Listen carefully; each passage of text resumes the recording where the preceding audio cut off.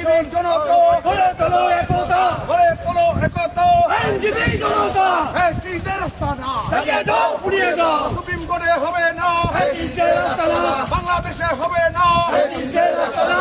শুনতে পাচ্ছি নিষিদ্ধ ঘোষিত সংগঠন আওয়ামী লীগ এবং তার দোসরেরা সুপ্রিম কোর্টে বিশৃঙ্খলা সৃষ্টি করার পায়তারা করছে এবং আমাদের অবস্থান আমরা জানতে পেরে আমরা সবাই কোরের মতো সুপ্রিম কোর্ট প্রিমিসেস ছেড়ে পালিয়েছে।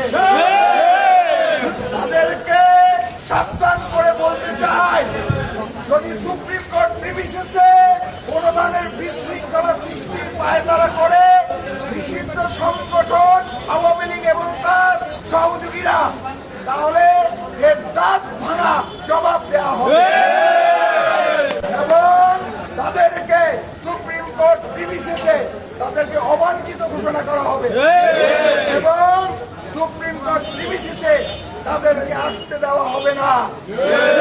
অতএব প্রিয় বন্ধুগণ, আপনারা সবাই ঐক্যবদ্ধ থাকবেন এবং আমরা গণতান্ত্রিক প্রক্রিয়ায় বিশ্বাস করি। বাংলাদেশের গণতান্ত্রিক প্রক্রিয়ায় যারা বিশ্বাস করে, বিএনপি সমর্থিত জাতীয় আইনজীবী ফোরাম, জামাতের লয়ার্স কাউন্সিল এবং এনসিপি, আজকে সুপ্রিম কোর্টে একটা সুন্দর পরিবেশ রয়েছে নির্বাচনে।